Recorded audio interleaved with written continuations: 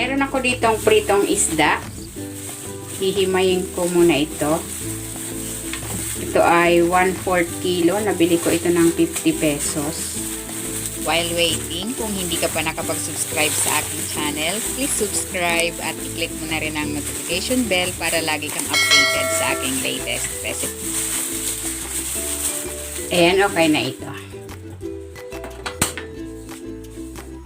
Maglalagay ako ng cooking oil. Igigisa ko na tong bawang.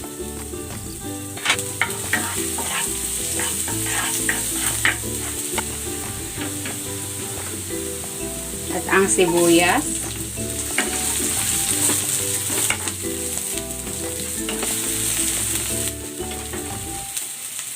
Ilalagay ko na rin tong kamatis.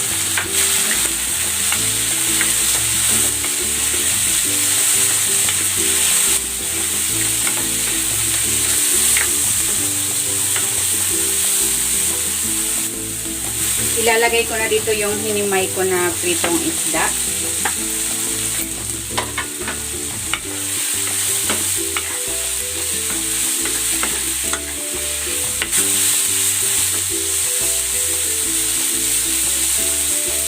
Then, ilagay na natin tong ampalaya.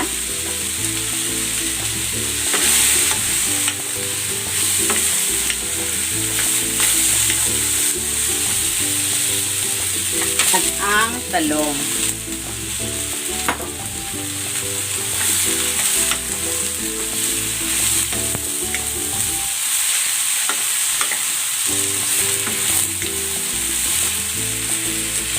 Titimplahan ko ito ng asin at ng paminta.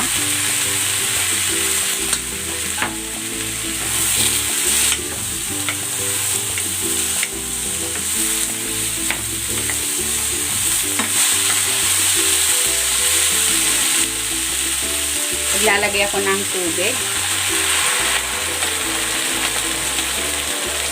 Takpan natin para maluto.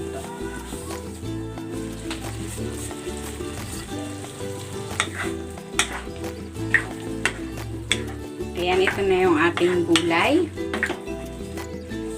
Titimplahan ko ito ng konting patis.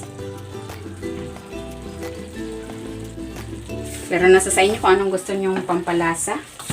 Pwede kayong maglagay ng mga seasoning granules.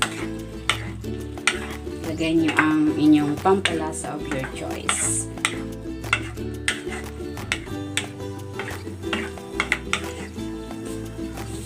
Tikman na natin.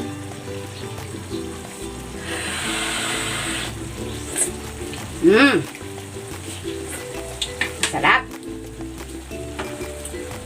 Ayan, luto na itong ating ginisang ampalaya at talong na may pritong isda. Hanguin na natin.